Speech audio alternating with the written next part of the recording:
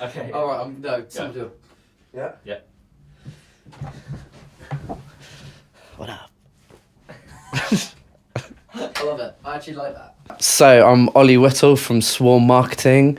I've been running it for nearly 10 years now. It's an online marketing company. More recently, I've been focusing down on Facebook advertising for e-commerce sites and financial services. So increasing sales, generating leads, all through the ads that are served on your Facebook news feed or your Instagram feed, and then driving people through to the website to generate sales or leads. Fantastic. All right then. So, could you tell me why did you start Swarm Buzz? Like, where did the motivation come from? So Swarm Buzz, as like many other businesses, started like completely by accident. I was actually working part-time for a company. Their website was really poor. This is, nearly 10 years ago. I said to them, look, I think you're getting people who are asking about the website, asking about information, and it's not as put together as well as it can be. I think, I could help you build another website, which they agreed to. At the same time, there was this thing called Facebook and Twitter, which is very new. And I was like, maybe it could be used as like a business opportunity as well, so that, we have the community in one place. They like the page, everything that's very like understandable now. But at the time they were like, I'm not sure. We think it's just going to be for like teenagers talking about their weekends. We don't think it'll be for our customers. So we gave it a try. It worked really well. The pages grew quite quickly. It had loads of engagement. We were putting up pictures. People were asking questions through the social networking sites rather than the website. And I did that, and fortunately it worked really well. And then other companies came to that original company and said, whoever's done that for you, we'd like them to do it for us as well. So I kind of fell into it, but because it became popular and because it was obviously in demand by other companies, then I continued with it, and here I am now, nearly 10 years later. So why, in your mind, because obviously it is social media marketing that you do, or is it more targeted? Like, what is? So it's kind of evolved over the years, like as the demand from the clients has evolved as well. So when I first started, I was doing websites. Then I started to do more social media profile management. So, they had their Facebook pages and their Twitter pages and Instagram and things like that. And then the others as they came out and became more popular. And I was telling them what creatives to put on those pages and running it day to day, engaging with their customers, being the middleman between the questions and, if it was restaurant bookings or questions about particular products that they were selling. And I know I was doing that probably for the first 3 years or so.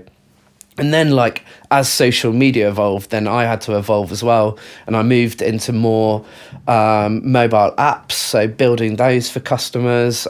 We got like about 1 million downloads from various clients and their multiple apps. There was about 30 apps that we built for them.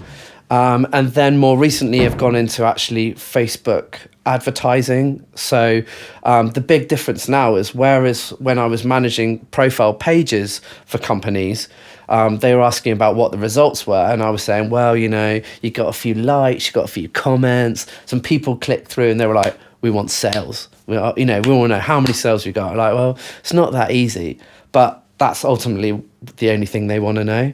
And whereas now with the Facebook advertising platform, I can tell you exactly how many people have clicked through, how many purchases have been made, how many people it's reached, how many times they've seen the ad. I can really like narrow down very specific analytics and give that to the client. And that's predominantly what it's become, and what the clients want to see as well, because they want to see like where their investment's gone and what the return on their investment is. So how does Facebook advertising specifically work then, at least for you? How do you go about using it? So how do I use it as a selling mechanism for clients, yeah? Yeah, how do you generate those sales for them? Okay, so what I'm typically going to do is investigate their website, see, what products they have and how those products are going to fit with a particular audience and what that audience is. So, if it's going to be, shoes, how old are they, what gender are they sort of fitting to, what type of shoes are they, and then I can take that knowledge and then start looking and building a demographic within the Facebook Ads Manager. So I'm going to start thinking about how old are they, what are their interests, what are their purchase behaviors, what are their general behaviors, and I can start targeting those people through the advertising platform. So I'm serving that ad to the most likely person who's going to make a purchase. And then beyond that, Facebook also gives me the mechanisms that I can retarget people who have watched 25, 50%, 75, 95% of a video that I've served them. So I'm then serving an ad to them who have watched 75%, over 75%, for instance, and that's effectively a warm audience, right? They already heard about your company, then they're getting a second follow-up sales message. And I can also retarget people who have visited the website, but maybe need another nudge. And I can even go so far as to retarget people who have, for instance, put a product in their cart, but for whatever reason maybe got distracted or decided against the purchase, or have come off the website and they've left an item in their cart, and I can send an advert to someone who's left that item in there and hasn't completed the purchase and says, hey, you're nearly there, the item's in your cart, either here's a 10% code to push you over the finish line, or go finish it off so you're ready for your swimming costume for summer. Something like that. So I can be really fairly detailed in how I target those people and their behaviours and what activity they've undertaken on an ad or a website or a video, for instance. That's fantastic. So let's say if I was going to do some Facebook advertising and complete novice, I have no idea what I was doing. What would you tell me as of the basic steps, the kind of things I need to keep in mind if I'm going to set up my first Facebook ad? With a very maybe for a relatively small budget, what would you suggest I do, for example? So I think you want to think about who your audience is. So if you're on a small budget, the last thing you want to do is waste money, right? Obviously. So you want to be serving that ad to exactly the people who are most likely to make a purchase. And there's numerous ways of doing that. You can use the retargeting mechanisms where people have already visited your website, so you're serving that ad to a warm audience. You can also upload an email database of people who have made purchases from your website, and you ask Facebook to create a lookalike audience, which is people who look like those people who have made a purchase, and Facebook does that for you. And then once you're fairly confident that you're serving the ad to the right people, you then want to think about your content, your copy, your imagery, your video, those types of aspects, because the image or the video that you're using will account for 80% of your success of the advert. So as you can imagine, someone's flicking through their newsfeed really, really quickly. And so it needs to be fairly stand out in terms of the image or the video that captures their eye, and they go, oh, what's that? Okay, then I'll check the copy, then I might click through, and then you take them through the funnel. So I would say you want to think about your targeting and then your copy and content and creative. And then hopefully you've got a great product which they go through and buy. What sort of media actually works the most effectively? Yeah, okay. So let's put aside for the minute the targeting. Yeah, let's say you're serving to the ad to your perfect audience. Okay, still doesn't mean you're going to get a sale, because you've still got to generate interest. You've still got to effectively take 20 seconds of their time, which when someone's flicking through Facebook or Instagram is a lot of time. So the best way to be able to do that is serve them a really interesting creative, yeah? Sometimes, and it's happening more and more at the moment, that creative doesn't necessarily need to be completely related to your product. So what I'm seeing at the moment is the more that you can poke someone's interest, the better you've got a chance you've got of someone responding to your ad. So, for instance, at the moment, can I show you a picture? Absolutely, yeah. So this picture at the moment works really well for some financial services, which is an older man pushing his wife in a wheelbarrow position. Okay, don't think that's a rude thing to do, but so basically, you see that as a either older or even a younger person, and you're like, that's an unusual picture, and you stop, right? And that's like an intrinsic part of an effective ad, because then with them stopping, you've suddenly got their attention, and then they're going to read the copy, then they're likely to click through. So in terms of like imagery, videos, creative as a whole, it's really, really important. 80% they reckon of someone's interest is sparked by the image that you use or the video that you use. And then going beyond that, video is the big format at the moment. Facebook themselves are pushing video over images. They reckon you've got more of a chance of capturing someone's attention. Or should I say, sorry, actually Facebook give video 20% more prominence in their news feeds than they do over images. And also, once you've captured someone's interest in a video, they're going to stop and watch that video. They're going to be more engaged with your brand. And secondly, from an ads perspective, you can retarget those people who have watched X amount of the video. Typically, it's about 30 seconds to a minute is your optimum times for the video length, because you want them to actually buy into what you're trying to sell or what your brand's about. But you've got something like 2 or 3 seconds for them to decide whether they're going to go any further. So it's literally like they've stopped, you've done part of the hard work, and then they start watching that video, and you need to like get them straight away. Otherwise, it's so easy just to keep flicking on. But really important, yeah, creative's really important. Okay, so if I was doing an ad, how would I know that the ad isn't working? So personally, the way that I do it, and obviously it differs from everyone, you'll know purely from the stats whether the ad's working. Like, are you overpaying to get someone to watch your video or engage with your video? Are not many people clicking through from the advert to your website? Are not many people engaging with it? Those are the stats that Facebook gives you within the ads manager itself, and you generally get, with a bit of experience, you'll look at it and you'll be like, that's too expensive. I know what my average cost should be across other clients' accounts. But a really simple way of doing it is that Facebook ads manager actually gives you a relevance score. And that's from 1 to 10 of how relevant the ad is that you've served to your audience. And that's basically based on how they're engaging with it, their reactions to it, whether they're clicking through, those types of scenarios. What I tend to do personally, if it's 1, 2, 3, I cut the ad. And that's actually been advised by Facebook themselves when I've had account managers at Facebook. They said basically it's beyond repair. Don't even bother. 1, 2, 3, stop it, start again. If it's 4, 5, 6, then I try and make amendments. So I'm kind of there, but I'm not quite there yet.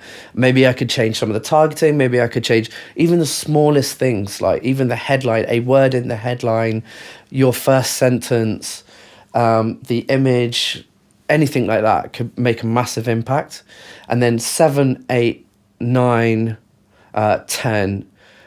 7, 8, very good. 9, 10, absolute winner. Doesn't always mean that because you've got 10 relevancy, you should be selling out of like what you're selling on your website, but it's a good indication nonetheless of like how successful the ad is and whether you need to cut it or not or make changes. So can you do Facebook advertising and these social media advertising on a small budget, or do you need a big budget to see the difference for it to be worthwhile? Or can you do it on like less than £500 or less than that, in fact? Yeah, so obviously it's no surprise with larger budgets you're going to get different results. And the main reason for that is that effectively Facebook ads marketplace, or the ads manager, is a bidding system. It's an auction. So how much am I willing to pay to serve my ad to a particular audience that I've chosen? And sometimes it's more competitive than others. If I'm targeting a US market for women's or men's clothing, I'm likely going to have to pay a high price for that, because there's a lot of people trying to bid for the same demographic space, if you like. So yes, you're going to get good results with a higher budget, but then that's the same with anything else. So if we're talking about trying to utilize a smaller budget and trying to get the best results from that, I think we need to be even smarter in terms of who we serve that ad to. Like the targeting's got to be bang on. We're going to try and use warm audiences as much as we can, so they're prepped almost for the ad that's coming. The first ad is going to be like, hi, we're here, here's my video, here's some images. Second one's going to be mainly like, oh, you've seen our video, we're going to come in now and try and be a bit more salesy. You can also limit your budget, so you can set it to daily budgets, lifetime budgets. If you're looking to create leads for like the financial services, you can say, I'm willing to spend this much on a lead and I'll spend X amount a day. It doesn't always mean you'll get leads, because someone else might be going, well, I'm going to spend double that, and they're more likely to get the leads because Facebook's saying they're paying more, let's send it their way. Have had some really good results on smaller budgets, and typically what we do anyway with most of our clients is we start on a smaller budget or a smaller daily spend. Make sure that people are actually responding, that people are making purchases, that the funnel works okay. Last thing you want to see is like people can't actually buy something because the buy button's not working, and then we scale up to the sort of larger daily amounts. But certainly there's spent plenty of space in the arena at the moment. It's getting more competitive, but you can work on smaller budgets, yeah. What advice would you give to someone who is a small business and is looking to do, is there anything else that you might suggest, any like little pointers, any tips that you might be like, you need to keep an eye on this, or it's a bit of an open question? My big one, probably, which I speak to a lot of smaller businesses, which is a shame really, because obviously they've got smaller budgets, but they end up, I think, unfortunately wasting the most. And the big one is, do not hit that boost button.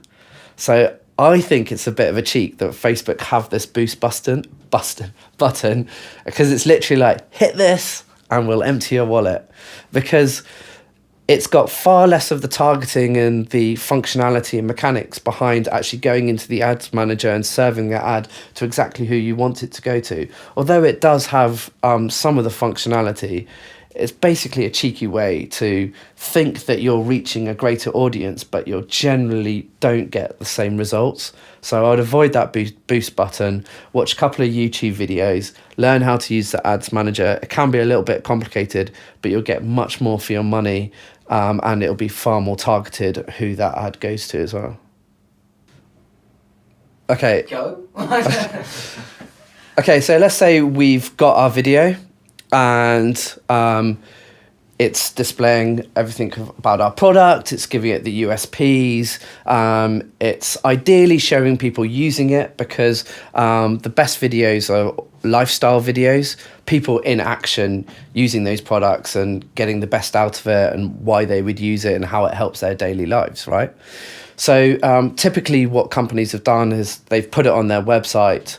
They're sending traffic through to their website, and people then are watching those videos and then navigating elsewhere. Whereas what's really helpful at the moment is if you then chop up that video, you might make it a little bit shorter for the optimum times of the different social platforms, and then use that video to actually drive traffic through to your website and generate interest. And as we've talked about before, you can then, there's different layers. You can do the retargeting of what percentage of people have watched X amount of the video. But right now, Facebook's obviously pushing video content in a really big way, and they have done over the last 2 or 3 years or so. And some of the big advertising channels which are not used as frequently, but there's no reason why not, because they're just as populated depending on your demographic. So Snapchat, for instance, have just released their advertising platform, and it's relatively ignored by businesses, because they're saying, well, Snapchat's not as popular as what it used to be. It's not getting the usage that it used to be. Well, in actual fact, that makes it in some ways even more effective, because other companies have dismissed it as a channel, and you can then jump in. And if you're looking to target anyone from let's say 13 to 30, Snapchat is an amazing platform, and you're going to come up against less competition, which means your prices are going to be lower to serve that ad to people because everyone else has dismissed it. So I'm seeing a lot of advertising stats about Snapchat and people getting really good results whilst a lot of other people are dismissing it. So you've got that as an option outside of Facebook. The other one is Instagram, obviously owned by Facebook. So it's really helpful that you can serve that video again to people that you target, either through the Facebook ads manager itself or Instagram. And people are hugely engaged on Instagram right now. It's the big platform and one that's really growing at quite a rate. And then the other one, which sounds really simple and like that you would obviously always think about it, but not many people are using, is YouTube. And YouTube's for some reason being quite neglected as a video advertising platform. And there's big differences because Facebook charges the second you look at a video or start watching a video, whereas there's mechanisms on YouTube that they only actually start charging you once they've watched 3 or 5 seconds of the video, or once they haven't hit the skip button after 5 seconds, then that logs as when they start charging you. So in terms of like, once you've got that video, you've actually got multiple channels to spread that video across, gain not only brand exposure, but also starting to build up a warm audience. And then you can either send people through to your website. Instagram now is actually allowing you to shop on your newsfeed. So as a product or a video comes through, you click on it and it takes you through to your website. So you've got a lot more opportunities to be able to use that video and also like understand what your optimum times on each of those channels are. So, you know, for Facebook, it's like 30 seconds. For YouTube, it might be a little bit longer, of a minute. And it's just understanding that and then using that video to get the best results. So not just sticking it on your website, use it everywhere.